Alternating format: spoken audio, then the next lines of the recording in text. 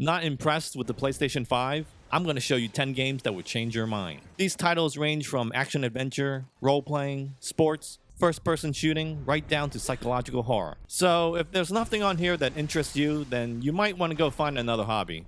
Number 10. The Medium.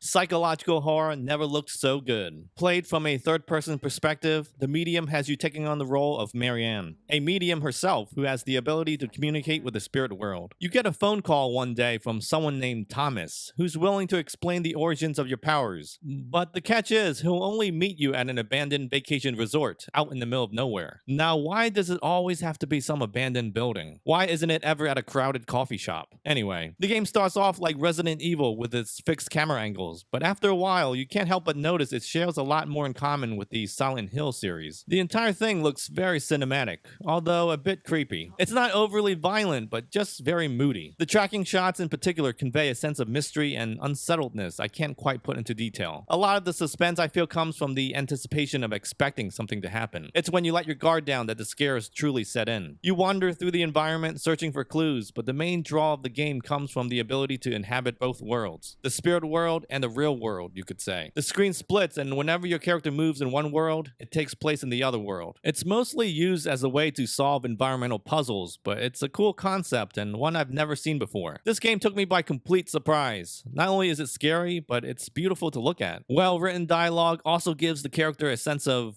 character, I guess. It almost feels as if you're both in this journey together. Dark, beautiful, and creepy. If you're a fan of old school Resident Evil and Silent Hill, then you have to check out The Medium. Definitely a hidden gem. Number 9. Metro Exodus Complete Edition. Released in 2019 on previous gen consoles, developer 4A Games brings their first-person shooter to PlayStation 5. You assume the role of Artyom, the protagonist who's trying to flee the Moscow metro with a group of friends on a train called the Aurora. Now, I don't know about you, but the thought of going on a road trip with a bunch of friends through the post-apocalyptic wastelands of the former Russian Federation sounds like quite the adventure to me. I mean, what could go wrong? The thing that stood out to me instantly about this game was just how immersive everything felt. You're given the ability to wipe away water and debris from your goggles, for instance. Not sure if it really cleared up the screen, but it did give off a sense that I was actually wearing goggles. A dynamic weather system as well as a day and night cycle brings you into the world of Metro Exodus even more. The game also features linear and sandbox environments, something that threw me off a little bit in the beginning. From a gameplay perspective, I would say it's a lot slower than most first-person shooters I've played. It isn't all run and gun. Granted, there are intense shootouts, but you also have the slower, quieter moments. It's a thinking man's first-person shooter. Don't expect a game like Killzone if you're new to this franchise. There's also a surprising element of survival horror to the game as well. My favorite moments are when monsters just get all up in your face. Totally unexpected and very cinematic. Overall, just really cool looking. As a matter of fact, the entire game looks amazing. I'd have to say, absolutely beautiful looking smoke effects. The complete edition on PlayStation 5 comes with full ray trace lighting, reduced load times, 4K texture packs, spatial audio, as well as haptic feedback support. If you're looking for a different kind of first-person shooter that isn't just mindless shooting, then give Metro Exodus a try. You'll be pleasantly surprised. Number 8. Control Ultimate Edition. An action-adventure game where you're tasked with containing and studying phenomena that violate the laws of reality. Built in the Metrovania format, you're given a large world map to explore at a non-linear pace. Having no prior knowledge of the game before playing, I wasn't sure what to expect. And after playing it for a bit, I still don't know how to explain it. It's sort of like Resident Evil with its creepy tone and atmosphere, but combined with X-Men powers. The gunplay feels great, thanks mostly in part to the PS5's adaptive triggers. Firing shots give off this feeling of resistance each time you pull on the trigger. It's pretty cool. It gives the shots a lot more impact, I guess you could say. Another thing worth noting is that your weapon reloads automatically after entering a cooldown phase. It's a nice change since you won't have to worry about running out of ammo. I would also like to mention how awesome this game looks. Melee attacks and special abilities make great use of the destructible environments.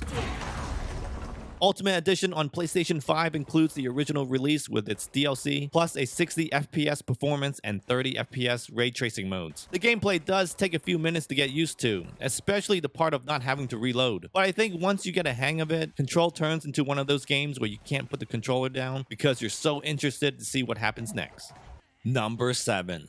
Lost Judgment. You know, I never really thought Sega would bounce back after going third party, but with a recent string of successful titles, I think they're finally starting to come into their own. The Yakuza series and now its most recent spin-off, Lost Judgment, is a prime example of that. Once again, you take control of Takayuki Yagami as you explore the Japanese cities of Kamurocho and some other city which I won't even attempt to pronounce. You're a private detective hired to investigate whether any bullying has been taking place at a nearby high school. Upon further discovery, you learn of a suicide and possible cover-up. It's not the most original story you'll ever hear, but I will admit, it's told rather well. The writing, surprisingly, is very good. Characters appear believable, and there's a human quality to them. It's almost as if the developers really cared about the story. There's a lot of dialogue to get through, but not once did I find myself bored or uninterested. Another thing that surprised me is that the game can be funny at times. Not all jokes will appeal to everyone, but for the most part, they do hit their mark. If you enjoyed the last game, then you'll definitely like this one. A few gameplay features make a return, such as stealth, platforming, and tailing missions where you chase suspects around the city. Lost Judgment also features various new side missions and mini-games as well. A nice diversion to help keep things interesting. The most notable feature that makes a return, at least in my opinion, is access to emulations of classic Sega games. Whether you're playing on the Master System at the office or just happen to run by the Club Sega arcades, Lost Judgment provides a great way to relive some of Sega's classic titles. Combat is fun as ever, and with various difficulty settings, there's a playstyle for gamers of all skill levels. Fans of action-adventure games should definitely check out Lost Judgment. A return to form for Sega indeed, and I couldn't be happier.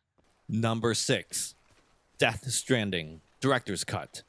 I spent 8 weeks with the Dalai Lama in deep meditation, and I have to say, I've never felt as contented as I did while playing this game. There's a strange feeling of freedom and satisfaction I got from just walking. You really do feel like you're out there all by yourself. Whether you're walking on solid concrete, grass, rubble, or whatever surface you happen to be on, you have this feeling of being part of something bigger than yourself. Like there's this giant unknown world out there just waiting to be explored. The only thing you know is what's visibly in front of you, and the only way to find out more is to simply just start walking. That goes to show, it isn't just all walking. There are times where you'll have to sneak around, fend off against attackers, and avoid BTs by throwing vials of piss at them. Is that what it is? There's also a sequence where you're fighting a giant whale, I think. I don't know. Don't ask me. Hey, is that Herman Holtz from PlayStation Studio? There's so much to Death Stranding, yet when trying to describe it to a friend seems almost impossible without making it sound too simplistic. Is it a UPS simulator? I mean, you do deliver packages, but underneath it all is so much more. It's how you prepare for that delivery, what psychological state of mind you're in, and the journey you experience as you make your way to your destination. It's the quiet moments, the tense moments, the unnerving moments, the moments of urgency as you realize your cargo is taking too much damage, the moments of victory as you spot your destination in the distance, the moments of relief when you've made it back to your bed, the moments of seeing traces of life left behind by other players in the Death Stranding universe. By the way, remind me to thank the person who left this ladder behind. Remastered on PS5 with 2 new graphical settings, 3D audio, DualSense controller support, faster loading, as well as a new widescreen mode, which you're looking at right now. If you're in the mood for something strange, emotional, and completely different, then give Death Stranding a try. It's sure to make you take notice of the PlayStation 5. Number 5. Riders Republic. I'm not the biggest fan when it comes to sports video games, so I was a bit skeptical going into this one. But to my surprise, Riders Republic turned out to be a lot of fun. And I think the main reason why is because it's so easy to pick up and play. There's a slight learning curve with landing your snowboard after a jump, which you can set to auto in the options menu. But other than that, after a few races, the game becomes pretty accessible regardless of skill level. The 4 main activities available include mountain biking, snowboarding, skiing, and wingsuit flying. They all play great and each have their own unique style. Pulling off tricks is simple and fun, and they don't require extensive combinations either. Above all else, they look cool. I think my favorite has to be skiing, only because there's really not that many skiing games out there, or if any. Riders Republic is set in an open world that combines 7 distinct national parks in the western United States into one gigantic single map. There are social hubs in which you can meet and interact with other players online. An event I assume many will want to experience called Mass Races Competition sees a total of 64 players going at it. These races are just flat out crazy. I don't think I've ever seen that many players on screen at once before, especially in a racing game. Not only that, but I'm amazed at how smoothly everything ran. Yeah, there's a bit of screen tearing, but considering what's happening on screen, who really cares? As you progress through the career mode, which I have to admit is quite entertaining, you unlock new gear, outfits, and cosmetic items for your character. If you're a sports fan looking for high-octane action, then Riders Republic will surely impress. This one comes highly recommended. Number 4.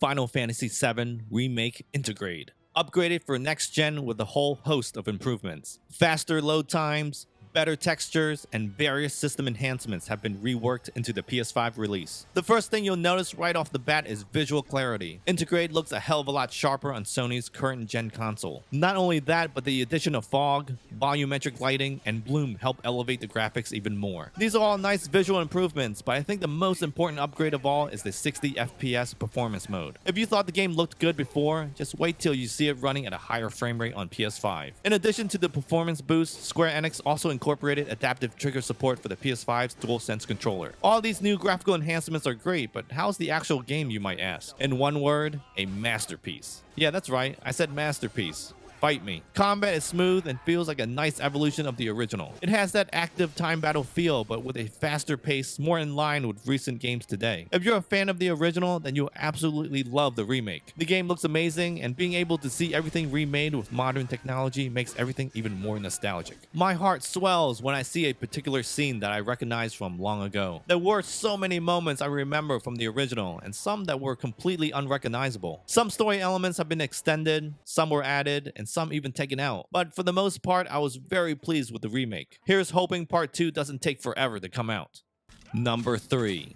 Ghost of Tsushima Director's Cut. Released first on PlayStation 4 and now upgraded for current gen. Bumped up to a full 4K resolution running at a locked 60 FPS, Ghost of Tsushima on PlayStation 5 looks phenomenal. Along with the increase in resolution, you can expect a few quality of life changes as well. Loading has now been reduced to practically nothing. Say goodbye to checking your email while the game loads. There's also an option to increase the gust of wind, making it easier to see what direction you have to go in. Enemy target lock has been added, as well as haptic and adaptive trigger support for the DualSense. Cutscenes are now rendered in real time, along with proper lip sync while using Japanese audio. In addition, you also get the Iki Island expansion all on one disc. If you have yet to play this game, then this is the definitive version to get. The amount of care and detail that went into its design is staggering. From the gorgeous visuals right down to the combat system, there isn't one area of the game that doesn't impress. Switching back and forth between stances is simple but fun, and it's also a breath of fresh air to see how clean the UI is. The screen isn't cluttered with a crap ton of icons, leaving you room to appreciate the beautiful graphics on display. It offers just the right amount of information at exactly the right time. Saying that I had a good time with this game would be an understatement. Ghost of Tsushima Director's Cut is one of the most fun and addictive games I've played in a long time. Number 2.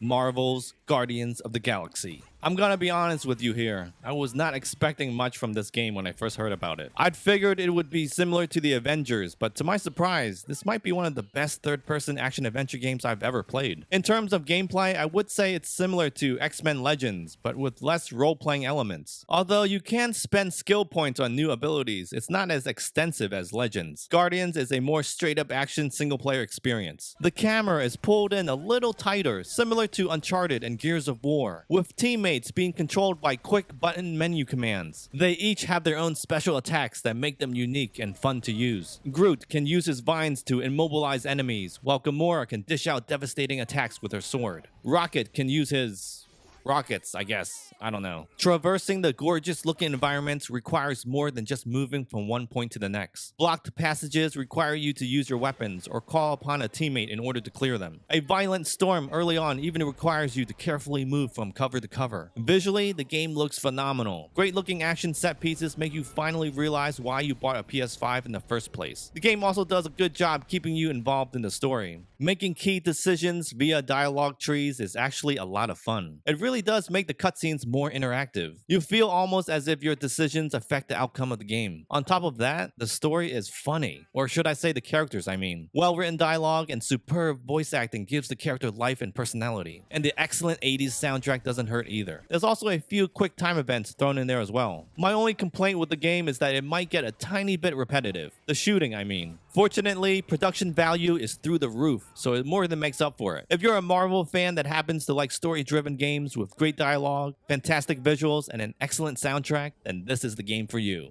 Highly recommended. Number 1.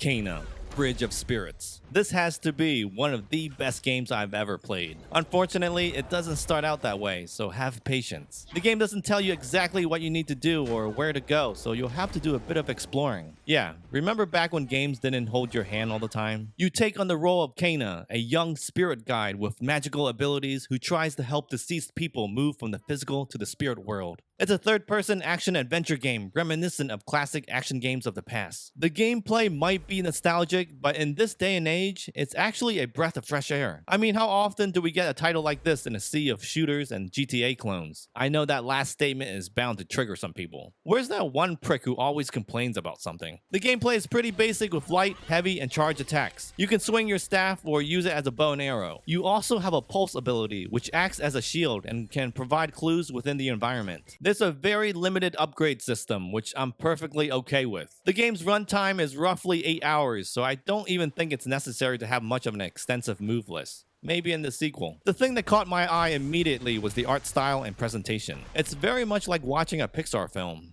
There's also certain cues that remind me of the Studio Ghibli films as well. For my anime fans, you'll know what I'm talking about. I absolutely love the animation that plays when you purify the force of corruption. It's just so cool. I especially love the rot characters. They're small spirit companions you collect throughout the game that help with completing a puzzle or defeating an enemy. I thought they would be a nuisance since they're always there, but it actually works out better than I thought. The story isn't going to win any awards, but its charming characters and majestic score makes up for it. Coming from an indie developer, I'm actually quite impressed with what Ember Lab was able to do. This is a hell of a lot better than some of the big budget AAA games out there. If you're nostalgic for some classic action adventure gaming, then look no further than Kena, Bridge of Spirits. A hidden gem all the way. I'm looking at you, Metal Jesus. Now, for something completely different, if you want to see what PlayStation 4 games look and play better on PS5, then click the links on the screen or the ones that are pinned down below. Thank you so much for watching. I'll see you next time.